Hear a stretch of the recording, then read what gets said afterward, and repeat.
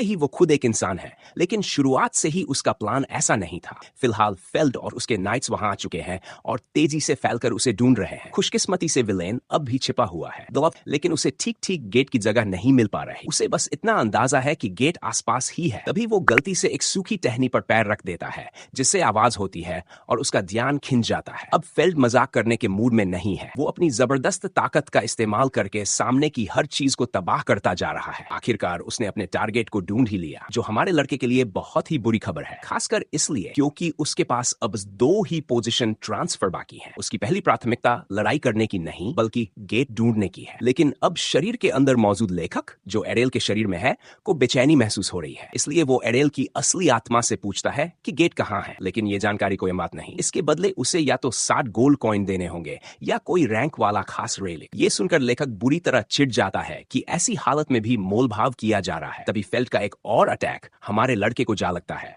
और वो एक पेड़ से टकराकर नीचे गिर जाता है। अब जबकि वो गिर चुका है, फेल्ड अपनी तलवार निकालता है और सवाल करता है कि क्या सच में ये खतरनाक विलेन सोच रहा था कि भागकर बच सकता है। फेल्ड एक डरावनी मुस्कान के साथ कहता है कि आज एडेल की मौत पक्की है, लेकिन घायल होने के बावजूद एडेल पूरे आत्मविश्वास के साथ जवाब देता है। उसे बाकी कुछ नहीं पता, लेकिन एक बात पता है, वो जिंदा बचेगा। अब जब उसे लग रहा है कि उसके पास ज्यादा समय नहीं है, वो उठता है और अपनी आखिरी चाल खेलने की तैयारी करता है। फेल्ड उसकी जिद से परेशान है, लेकिन वो इस आधे राक्षस लड़के की हिम्मत की इज्जत भी करता है, क्योंकि वो अपने खानदान की शान के लिए खड़ा है। जवाब में एडेल भी कहता है कि फेल्ड जैसे नाइट्स को खुद पर कोई गर्व नहीं होना चाहिए, क्योंकि वो सब मिलकर एक बच्चे पर टूट पड़े हैं। और फिर बिल्कुल ताना मारते हुए वो कहता है कि फेल्ड को अपनी तलवार छोड़कर नैनी बन जाना चाहिए। ये बात सुनकर फेल्ड पूरी तरह भड़क जाता है और अपनी तलवार उसकी छाती में घोंपने के इरादे से हमला करता है। लेकिन फेल्ड को नहीं पता था कि यही वो पल था जिसका हमारे लड़के को इंतजार था। वो एडेल से बात करने वाला खास कागज निकालता है और उसे फेल्ड की तलवार से छुआ देता है। शायद आप समझ नहीं रहे, उसने बहुत चालाकी से फेल्ड की खास तलवार को ही बलिदान बना दिया उस जानकारी की कीमत चुकाने के लिए। इससे उसे 2 फायदे मिलते हैं। मन, उसे गेट की असली लोकेशन मिल जाती है। फेल्ड की तलवार ही खत्म हो जाती है। अब एडेल के चेहरे पर मैंने बेवकूफ बना दिया वाली मुस्कान है और फेल्ड हैरान रह जाता है, क्योंकि उसकी तलवार हवा में गायब हो जाती है। उसी समय एडेल फिर से पोजीशन ट्रांसफर करता है और भाग निकलता है। फेल्ड उसे रोकने की कोशिश करता है, लेकिन बहुत देर हो चुकी है। अब एडेल आखिरकार उस गेट के पास पहुंचता है, जो अजीब सी काली लाल ऊर्जा छोड़ रहा है। लेकिन फेल्ड भी कोई आसान दुश्मन नहीं। वो एक भारी लकड़ी का लट्ठा उठाकर एडेल की तरफ फेंकता है। लट्ठा सिर से टकराने ही वाला होता है कि एडेल अपना आखिरी पोजीशन ट्रांसफर इस्तेमाल करता है और वहां से गायब हो जाता है। भागते समय वो कहता है कि वो फेल्ड से फिर मिलेगा। फेल्ड गुस्से में है कि उसका टारगेट अब डेमोनिक रियल में चला गया है, एक ऐसी जगह जहां सिर्फ अंधेरा है। कुछ समय बीतता है। अब हमें एडेल अकेले बैठा हुआ दिखाई देता है। वो मांस खा रहा है और सोच रहा है कि गेट पार करने के बाद कितना समय बीत चुका है। अब वो एक नए डंगोन में है, जो किसी इंसान ने राक्षसी कला से बनाया था। जब एडेल एक बिस्तर में पड़ा हुआ ज़र्कॉन्स देखता है तो उसे हैरानी होती है। वो सोचता है कि क्या ये बिस्तर किसी खजाने की सुरक्षा के लिए यहाँ रखा गया है। वहां एक खास बैरियर डॉल भी है, जो सामने से आने वाली किसी भी तलवार को पीछे धकेल देता है। साथ ही वहां एक पत्थर का रक्षक भी है, जो इस जगह को और भी रहस्यमय बना देता है। वो रक्षक दिखने में ही डरावना है और एडेल भी जानता है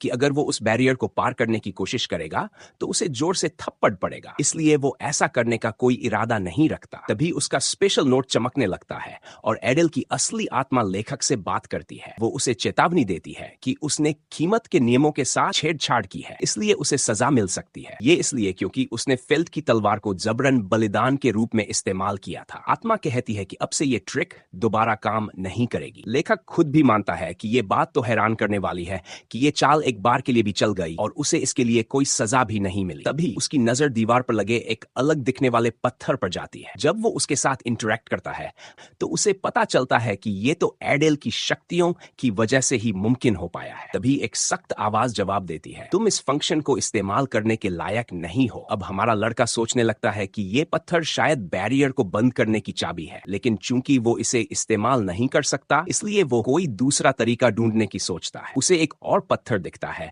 जो शायद उसी स्टोन गार्जियन के शरीर से गिरा हुआ है। वो सोचता है कि भले ही ये एक आम पत्थर लगे, लेकिन इस केस में शायद काम आ जाए। अब वो फिर से अपनी पोजीशन ट्रांसफर एबिलिटी को एक्टिव करता है और अपने आप को उस पत्थर से बदल देता है और इस तरह बिना बैरियर को छेड़े वो आसानी से बाहर निकल आता है। लेकिन फिर एक भारी गलती कर देता है। खुशी में इतना खो जाता है कि भूल जाता है बाहर एक डेमोनिक स्टोन ड्रैगन भी था। जैसे ही वो निकलता है, वो ड्रैगन उसकी तरफ दहाड़ता है और उसे चेतावनी चेतावनी देता है कि सावधान रहो। अब सीन कट होकर चला जाता है डेमन किंगडम के किले में। यहाँ भालू खानदान के मुखिया क्री अपने नौकरों को व्यस्त देखकर सोचते हैं कि शायद उनकी बेटी के छापे की वजह से सभी इतना मेहनत कर रहे हैं। क्री को समझ नहीं आ रहा कि इस स्थिति को कैसे संभाले। असल बात यह है, अगर उसकी बेटी सफल हो जाती है तो उसे सैतन नाम के डेमोनिक स्कूल में जाने का अधिकार मिल जाएगा, और अगर वो उसे साफ मना भी कर दे तो भी वो उसकी बात नहीं मानेगी बल्कि और जिद करेगी। आखिरकार वो लड़की अपनी मां की मौत का बदला इंसानों से लेने के लिए किसी भी हद तक जाने को तैयार है। इतनी छोटी उम्र में उसके कंधों पर इतना बड़ा बोझ है, वाकई में ये काफी दुखद है। लेकिन फिर भी उसका पापा चिंतित है कि कहीं वो उस बेरहम डेमोनिक स्कूल में खुद ही ना फंस जाए। अचानक एक नौकरानी मेड आती है और क्री को बताती है कि कुछ गड़बड़ है। क्री बहुत चिढ़ जाता है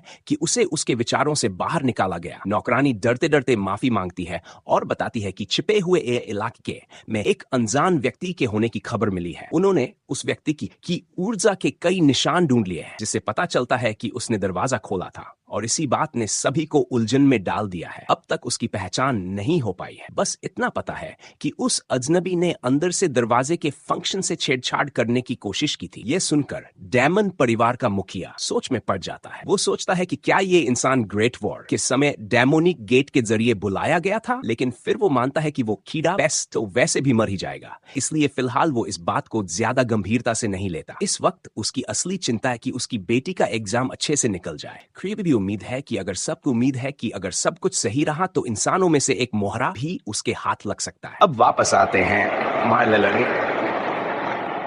जैसे ही उसने डोमेन से बाहर निकलने की कोशिश की, उसे तुरंत पछतावा हुआ और वो तुरंत वापस अंदर टेलीपोर्ट हो गया, क्योंकि बाहर एक भयानक भेड़िया उसका इंतजार कर रहा था और वो उसे जिंदा निगलने ही वाला था। वो भेड़िया बाहर से उसे घूर रहा है और लेखक समझ जाता है कि हालात कितने खराब है। अगर उसने बैरियर तोड़ भी दिया तो भी वो सीधा खतरे में आ जाएगा। तभी लेखक को एक जबरदस्त आइडिया आता है। वो देखता है कि भेड़िया पत्थर का बना हुआ है, इसका मतलब उस पर उसकी पोजीशन ट्रांसफर वाली ताकत काम कर सकती है। वो तुरंत अपनी ताकत का इस्तेमाल करता है और अपने आप को उस पत्थर के भेड़िए से बदल देता है, और उसका प्लान पूरी तरह सफल हो जाता है। अब वो बैरियर से बाहर आ जाता है और वो भेड़िया अंदर फंस जाता है। भेड़िया कुछ देर तक समझ ही नहीं पाता कि हुआ क्या है। वो कई बार बाहर आने की कोशिश करता है, लेकिन अब वो बैरियर के अंदर ही कैद हो गया है। एडेल तुरंत दौड़ लगाता है और बाहर निकलने का रास्ता ढूंढता है, लेकिन तभी वो एक और डरावनी मकड़ी जैसी राक्षसी चीज से टकरा जाता है। वो समझ जाता है कि इस डोमेन के हर लेवल पर कोई न कोई मिशन है, और ये कीड़ा तो पिछले भेड़िए से भी ज्यादा खतरनाक है। मजे की बात यह है कि एडेल बार बार अपनी पोजीशन ट्रांसफर एबिलिटी का इस्तेमाल करता रहता है और हर बार किसी राक्षसी प्राणी को उसके स्थान पर फंसा देता है। ये इसलिए मुमकिन है क्योंकि वो सारे राक्षस निर्जीव या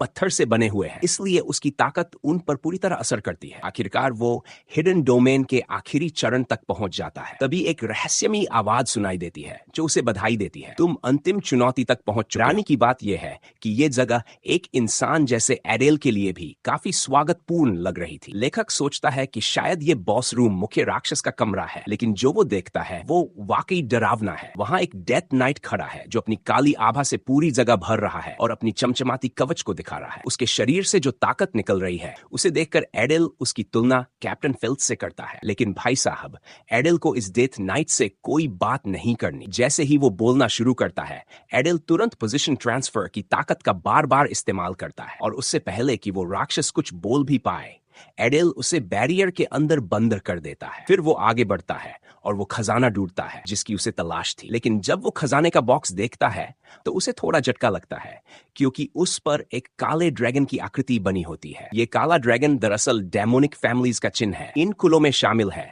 स्लॉथ, अलस, लासना, ग्लटनी, लालच, रैथ, क्रोध, एनवी, और सबसे आखिर में ग्रीड, लालच। लेकिन ब्लैक ड्रैगन सिंबल का मतलब है प्राइड, घमंड, और ये उसी भालू परिवार का निशान है जिसे क्री लीड करता है। ये जानकारी अपने आप में ही एडेल के लिए एक बहुत बड़ा खतरा है। अब वो रिस्क लेता है और बॉक्स खोलता है, बस एक बच निकलने का रास्ता ढूंढने के लिए। लेकिन जैसे ही वो बॉक्स खोलता है, एक काली धुंध उसके चेहरे पर हमला कर देती है। वो डार्क एनर्जी उसके शरीर में जबरदस्ती घुस जाती है। इस तरह नहीं। हाँ, हम जानते हैं कि कमेंट सेक्शन में इसका मजाक उड़ाया जाएगा। अब एडेल उस दर्द से चीख उठता है क्योंकि उसका इंसानी शरीर उस काली ऊर्जा को सहन नहीं कर पा रहा। ऐसा लगता है मानो उसका सिर टुकड़े टुकड़े हो गया हो, लेकिन असल में ऐसा कुछ नहीं हुआ। कुछ देर बाद वो होश में आता है और देखता है कि वो अब भी जिंदा है, लेकिन उसकी एक आंख बदल चुकी होती है। वो काली लिक्विड उसे आई ऑफ सुपरबिया की दे चुकी होती है। ये एक खास नेत्र शक्ति है जो उसकी नजर को और तेज कर देती है, और ये सिर्फ तब एक्टिव होती है जब वो किसी दुश्मन को मारता है। अब भाई साहब एडेल को लग रहा है कि वो अजेय हो चुका है और अब वो एक साथ दर्जनों दुश्मनों से लड़ सकता है। वो अपनी किस्मत पर खुश है कि वो डेमोनिक रियल में आया। अब सामने उसे एक बहुत बड़ा दरवाजा दिखता है।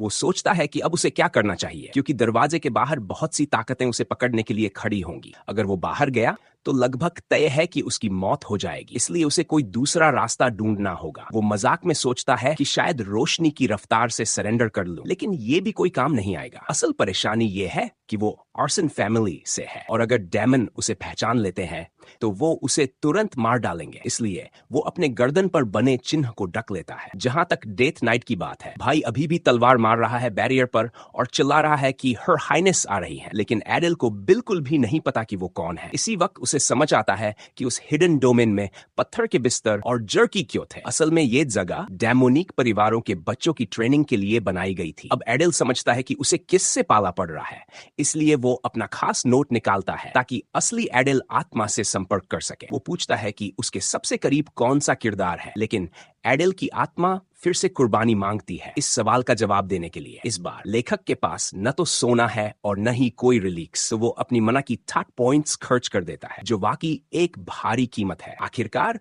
उसे उस सवाल का जवाब मिल जाता है। तब सामने आता है कि अडील असल में रेनी ही है, जो कि बेयर्स परिवार की सबसे छोटी बेटी और डेमोनिक मुखिया की संतान है। अब हमारे लड़के को अचानक एहसास होता है कि अब तो मेरी खैर नहीं, क्योंकि अब वो जान चुका है कि उसका कोई चांस नहीं है इस लड़की से जीतने का। असल में आई ऑफ सुपरबिया जो उसने चुराया था उसी का इनाम था, जो उसे ट्रेनिंग पूरी करने के बाद मिलना था, और अब वो लड़का उसका इनाम चुराकर हीरो बनकर घूम रहा है। सोचता है कि वो लड़की अब आएगी, स्टोन गार्डियंस को चूर चूर करेगी और फिर उसके सामने आकर उसका अंत करेगी। और ठीक ऐसा ही होता है। रेनी डेथ नाइट को टुकड़ों में काट देती है और फिर सीधे उसके सामने खड़ी हो जाती है। गंभीर लहजे में वो पूछती है, तुम कौन हो?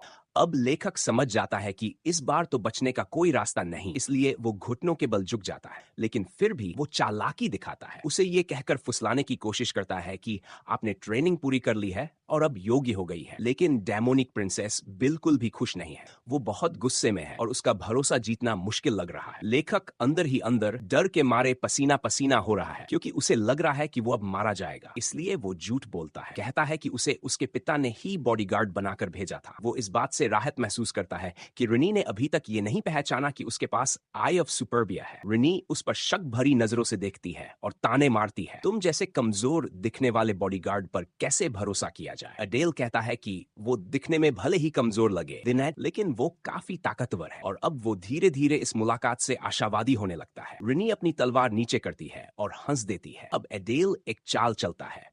वो पोजीशन ट्रांसफर करके रेनी की तलवार से अपनी जगह बदल लेता है और उसके सामने अचानक आ जाता है। वो कोई हमला नहीं करता, बल्कि सिर्फ पूछता है, क्या मेरी ताकत देखकर आप प्रभावित हुई? रेनी उसका हाथ पकड़ती है और बिना कुछ बोले बस गायब हो जाती है। अब एडील सोच में पड़ जाता है कि वो उसके बारे में क्या सोच रही होगी। फिर वो हंसते हुए कहता है, चलो अब साथ चले, तुम्हारे पिता तुम्हारा इंतजार कर रहे हैं। भाई साहब एडील एकदम टॉप टियर गैस लाइटर निकला। वो रेनी से ये भी कहता है कि उसे कुछ और जिम्मेदारियां निभानी है जो उसके पिता ने सौंपी है, लेकिन अंदर से वो जानता है कि अब उसे जितनी जल्दी हो भागना है, नहीं तो उसकी मौत तय है। अंत में वो दरवाजा खोलता है और रेनी चौंक जाती है, क्योंकि सामने उसका पिता क्री खड़ा होता है अपने सैनिकों के साथ। वो इस हालात को देखकर हैरान होती है। उसे उम्मीद नहीं थी कि उसके पिता खुद यहाँ आएंगे। क्री पूरे मामले में रुचि ले रहा है और इंसान लेख को देखने में दिलचस्पी दिखाता है। वहीं एडेल अंदर ही अंदर अपनी किस्मत को कोस रहा है, क्योंकि अब उसे रेनी के पिता को भी बेवकूफ बनाना है। अगर उसकी असलियत पता चल गई तो वो तुरंत मारा जाएगा। लेकिन अजीब बात यह है कि क्री अब तक कुछ भी नहीं कर रहा। क्री अपनी बेटी से पूछता है, क्या तुमने हिडन डोमेन पूरा कर लिया? रेनी जवाब देती है, हाँ कर लिया। अब क्री इंसान से कहता है कि वो उसके साथ चले। अडेल अब सोच रहा है अब आगे क्या होगा, और अब वो अपना खास नोट भी इस्तेमाल नहीं कर सकता, क्योंकि उसके पास न मना बची है और न ही कोई बलिदान देने की चीज। जब वे बेयर्स परिवार के मेंशन में पहुंचते हैं तो क्री बाकी सभी को उनके कमरों में भेज देता है। एडेल अब राहत महसूस करता है। उसे लगता है कि अब वो बच गया है, लेकिन तभी उसे पता चलता है कि कुछ गार्ड्स चुपचाप उस पर निगरानी रखे हुए हैं, ताकि अगर वो कोई उल्टी सीधी हरकत करे तो उसे वहीं खत्म कर दिया जाए। अपने ऑफिस में क्री अपनी बेटी से बात करता है। वो कहता है कि उसने आखिरी चुनौती पूरी कर ली, लेकिन वो ये भी चाहता है कि रिनी खुद तय करे कि क्या वो सैतान ट्रेनिंग स्कूल जाना चाहती है। रिनी दृढ़ता से कहती है, हाँ मैं जाना चाहती हूँ। क्री थोड़ी देर शांत रहता है, फिर पूछता है, जो इंसान तुमसे रिवॉर्ड स्टेज में मिला उसके बारे में क्या सोचती हो? रिनी जवाब देती है, वो ताकतवर है। ये सुनकर क्री बहुत खुश होता है। अब उसे यकीन हो जाता है कि ये इंसान उपयोगी साबित हो सकता है। वो सोचता है कि ये आदमी हिडन डोमेन में अकेले गया, आई ऑफ सुपरबिया लिया, और सबसे जरूरी, रिनी ने खुद उसकी ताकत को माना। अब ये सब बातें एक ही बात की ओर इशारा करती हैं। वो इस इंसान का इस्तेमाल अपने फायदे के लिए कर सकता है। इधर बेचारा लेखक बाहर बैठा है और सोच रहा है, मुझे कितनी देर तक और इंतजार करना होगा। पार्ट 3 देखने के लिए चैनल को जरूर सब्सक्राइब करें ताकि अगली वीडियो की नोटिफिकेशन सबसे पहले आपको मिले। वीडियो कैसी लगी ये नीचे कमेंट में जरूर बताएं, और अगर पसंद आए तो लाइक करना न भूलें।